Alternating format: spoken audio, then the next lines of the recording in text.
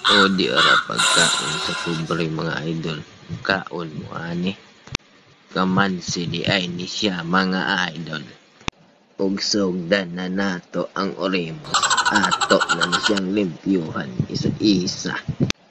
Very mahasol yun sa limpyuhan mga idol. Kay kinahanglan pa yun nimo isa-isahon na matanggal ang iyang mga panit. Pero makatilaw mo ning pagkaon sa pobre mga idol. Pagkalamian gadyon.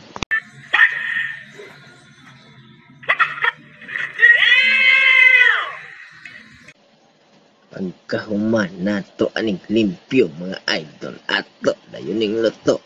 Arong atong makaon. Ala ha di ara na mga idol. Human na natong limpyo. Mo na ang iyang mga panit. Ug ato na dayon ni itak ang mga idol para makaon na nato taon-taon.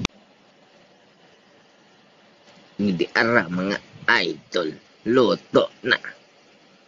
Ato ni kaunon. Ali na mo mga mga brother, mga kuya, mga angkol, mga mama, mga auntie, mga igsoon, mga unata ninyo. Alas si mama nang tawag man hinoon. Di yun siya mabinlan karon mangita yun ni siya. Ali na dili mama. Pagkaon na ako mapunit po isa kasi ko mabinlan. Meka